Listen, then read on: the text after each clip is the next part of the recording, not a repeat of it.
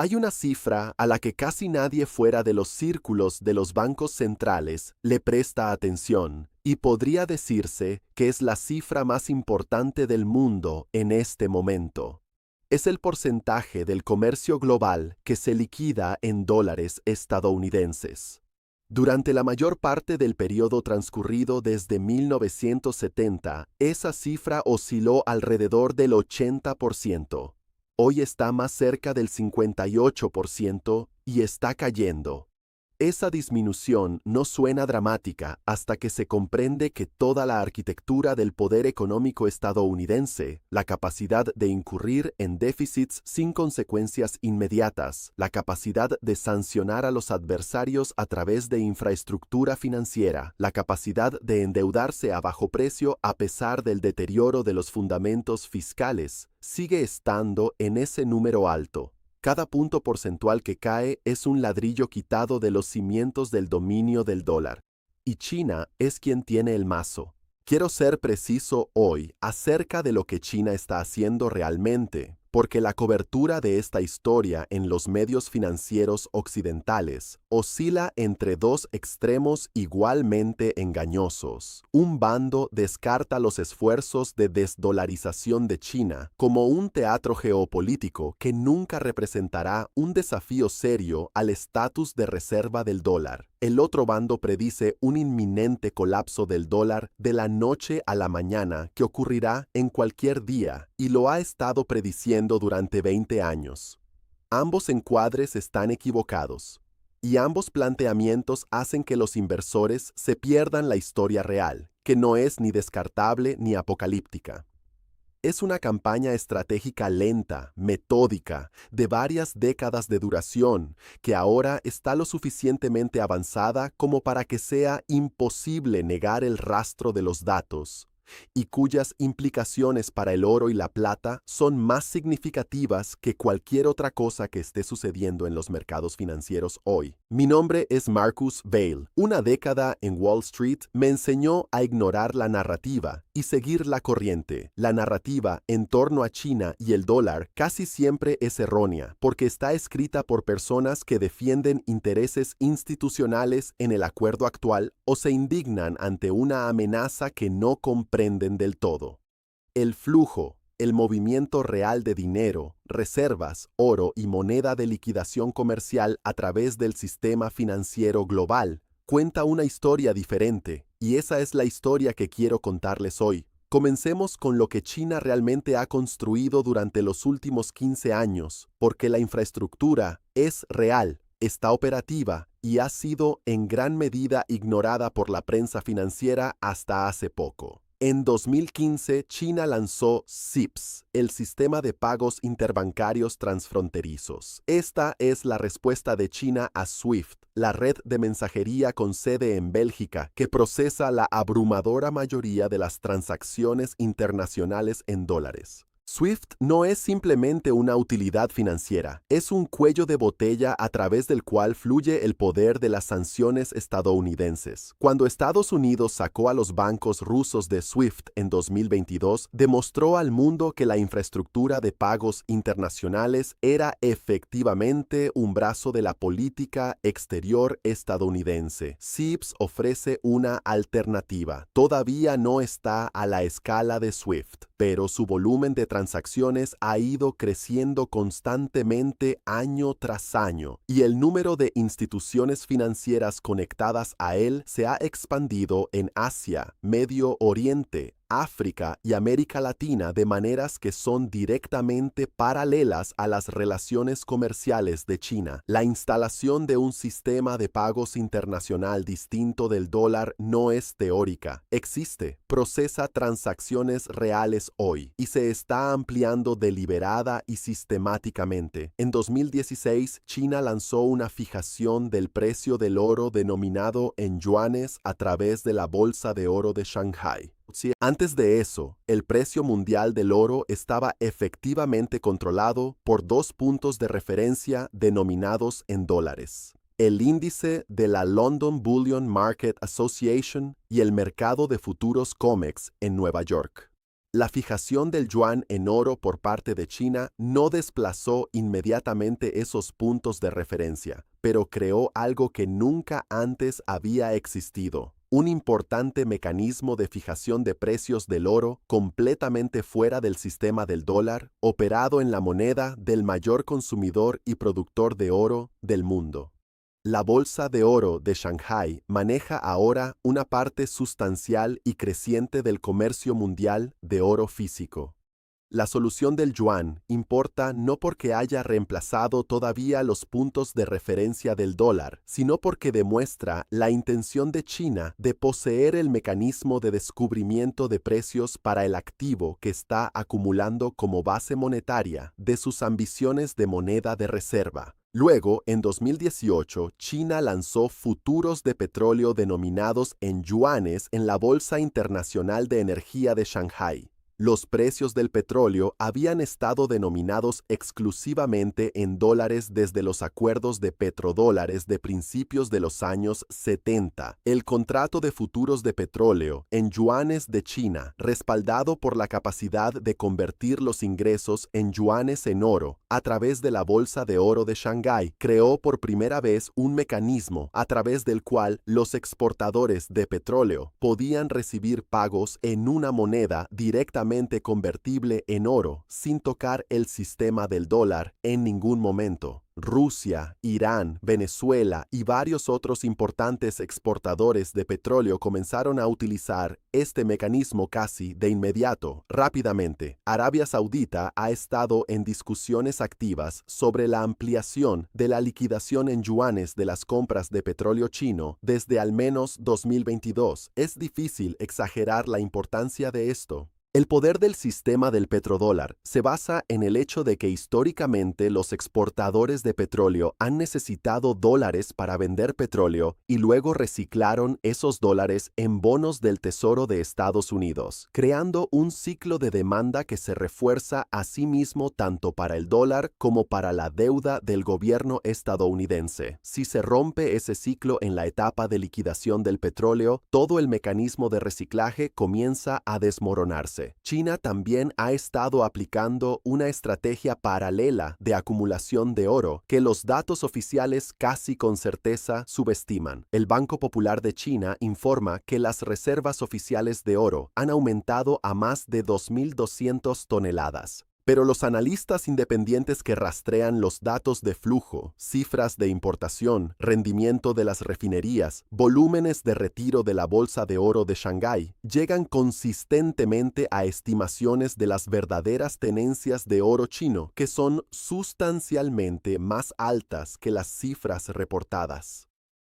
China tiene un historial documentado de mantener el oro fuera de su balance oficial y luego realizar grandes revisiones al alza de las cifras oficiales después de periodos de acumulación no revelada. La última revisión importante se produjo en 2015. Los datos de flujo desde entonces sugieren que se ha abierto otra brecha significativa entre lo que se informa oficialmente y lo que China realmente tiene. La lógica estratégica de este comportamiento es sencilla. Si China anunciara de forma transparente todas sus tenencias de oro, movería el mercado del oro antes de que se completara la acumulación y elevaría el precio del metal que aún está adquiriendo. No declarar lo suficiente mientras se acumula no es engañoso en el sentido convencional. Es un comportamiento racional para una institución que construye una posición estratégica en un mercado delgado donde la transparencia sería contraproducente.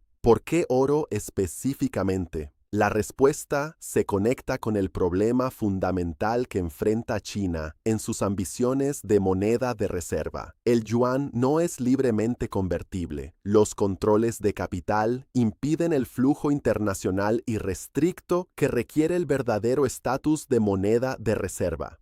Ningún banco central mantendrá voluntariamente reservas significativas en una moneda cuyo valor y disponibilidad puedan ser restringidos por decisión administrativa de Beijing. Este no es un pequeño obstáculo técnico, es la razón fundamental por la que el yuan, a pesar del tamaño económico de China, actualmente representa solo una pequeña fracción de las reservas mundiales.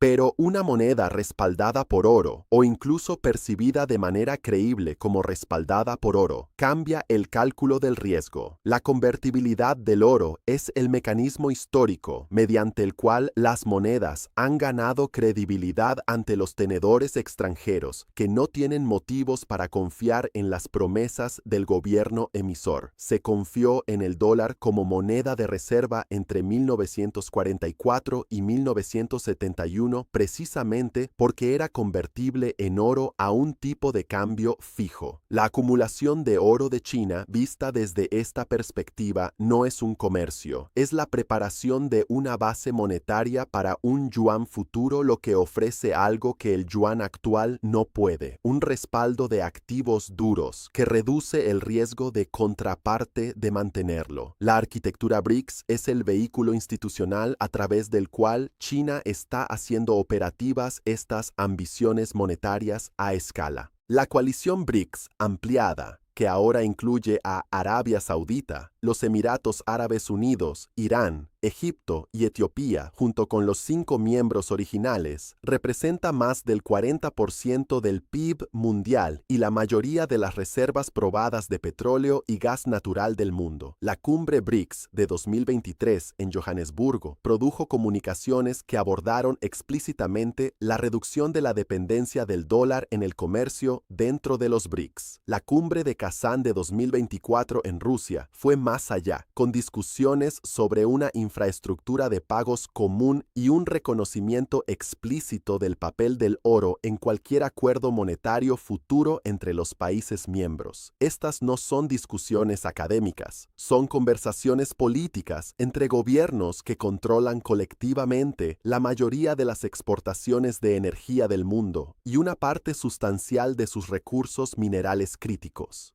Cuando esos gobiernos acuerdan liquidar el comercio en monedas distintas al dólar, el dólar exige que las transacciones generadas previamente desaparezcan permanentemente del sistema financiero global. Las implicaciones para el oro se derivan directamente de la comprensión de la posición estructural del dólar. El estatus de reserva del dólar ha permitido a Estados Unidos mantener una moneda sobrevaluada en relación con sus fundamentos económicos, una condición que los economistas llaman privilegio exorbitante. La demanda extranjera de dólares para liquidar el comercio y mantener reservas subsidia efectivamente los costos de endeudamiento estadounidense y permite a Washington incurrir en déficits que serían insostenibles para cualquier otro país. A medida que esa demanda extranjera se erosiona, suceden dos cosas simultáneamente. El dólar se encuentra bajo una presión de depreciación estructural que la política monetaria no puede compensar por completo. Y los activos que no están denominados en dólares, que no conllevan riesgo crediticio y que han servido de ancla monetaria para las civilizaciones cuyas reservas circulan, las tasas de interés que precedieron al dólar, comienzan a cambiar de precio para reflejar un mundo en el que el dominio del dólar está disminuyendo en lugar de ser absoluto. El oro es ese activo. Ha sido ese activo en todas las transiciones anteriores de moneda de reserva. El mecanismo no es misterioso, es la forma que tiene el mercado de valorar la realidad monetaria cuando la narrativa oficial y los datos subyacentes divergen demasiado como para sostenerlos. El papel de Silver en este panorama opera a través de un canal diferente, pero igualmente convincente. La economía industrial de China es el mayor consumidor de plata del mundo. Su sector de fabricación solar representa por sí solo una parte desproporcionada de la producción fotovoltaica mundial, y la pasta de plata está incrustada en cada panel que sale de esas líneas de producción sin ningún sustituto actual a un costo y rendimiento comparables. La cadena de suministro de vehículos eléctricos de China, su capacidad de fabricación de semiconductores, sus programas de electrónica militar, todos ellos funcionan con plata, y el gobierno de China ha clasificado la plata como un material estratégico en sus marcos de planificación diversificación industrial, lo que significa que su adquisición no se rige puramente por la dinámica de los precios del mercado como lo estaría un producto puramente comercial. Se almacenan materiales estratégicos, se vuelven reservados, y los datos de 3 años consecutivos de déficit mundial de oferta de plata, confirmados por el Silver Institute hasta 2024, sugieren que la brecha entre lo que demanda la economía industrial de China y lo que la minería global puede ofrecer no es un desequilibrio temporal, es una condición estructural que está empeorando a medida que la transición energética acelera la demanda más rápido de lo que las limitaciones geológicas y de capital permiten que responda la oferta. La relación oro-plata a precios actuales se sitúa entre 85 y 90 a 1, frente a un promedio histórico a largo plazo de 50 a 60 a 1. La plata ha estado así de infravalorada en relación con el oro en momentos específicos de la era moderna, y en cada caso la reversión posterior ha sido dramática. La medida posterior a 2008 llevó la plata de menos de $9 a casi $50. La recuperación de 2020 llevó la proporción desde su extremo de 125 a 1 hacia las normas históricas. La plata se triplicó mientras que el oro aproximadamente se duplicó. La actual configuración monetaria e industrial, presión del dólar por la campaña de desdolarización de China, compras de oro por parte del Banco Central a tasas históricas y déficit estructural de plata debido a la demanda de la transición energética, respalda más fundamentalmente la tesis que en cualquiera de los episodios anteriores, que ambos metales se encuentren simultáneamente en estas condiciones no es una coincidencia. Lo que China ha estado diseñando durante más de una década es la valoración del mercado en las primeras etapas de una transición monetaria. Quiero abordar la objeción que se plantea con mayor frecuencia cuando se presenta la historia de la desdolarización, porque es una objeción justa que merece una respuesta real. El dólar ha sobrevivido a predicciones de su caída anteriormente. Sobrevivió a la década de 1970. Sobrevivió al surgimiento del euro como moneda de reserva rival. Sobrevivió a la crisis financiera de 2008. A pesar de todo, sigue siendo la moneda de reserva dominante por un margen significativo. ¿Por qué esta vez debería ser diferente? La respuesta no es que el dólar colapsará. La respuesta es que las condiciones que permitieron la supervivencia del dólar a través de desafíos anteriores han cambiado de manera específica y mensurable. En la década de 1970, el acuerdo del petrodólar estaba intacto y reforzado por el acuerdo saudita.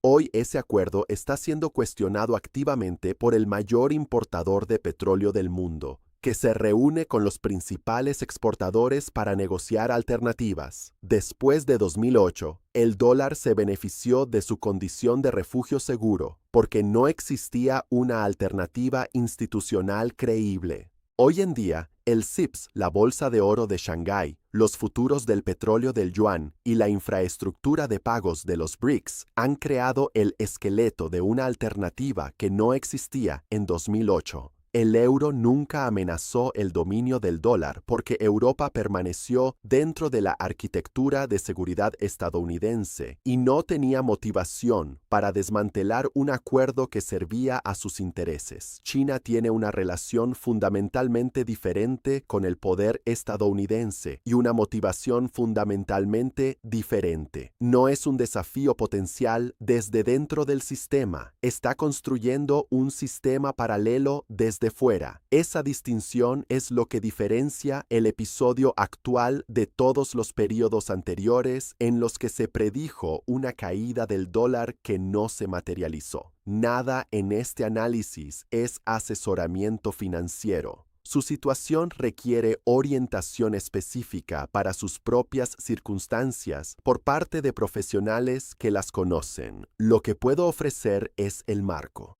El dominio estructural del dólar está siendo desafiado metódicamente por la nación comercial más grande del mundo a través de una campaña de varias décadas que ahora ha producido una infraestructura operativa real, cambios reales en el comportamiento de los bancos centrales y cambios reales en las prácticas de liquidación comercial. El oro es el beneficiario histórico de las transiciones de las monedas de reserva. La plata es el metal industrial más expuesto al crecimiento de la demanda que el propio desarrollo económico de Na está impulsando. Los datos que conectan esos hilos no son ambiguos. La única pregunta es si lo entiendes mientras la ventana todavía está abierta o después de que ya se ha cerrado. Soy Marcus Velo. La información más cara en finanzas es la información que recibes después de que ya no importa. Lo que China le esté haciendo al dólar no es una historia futura. Las transacciones CIPS son reales. La solución de oro en yuanes está operativa.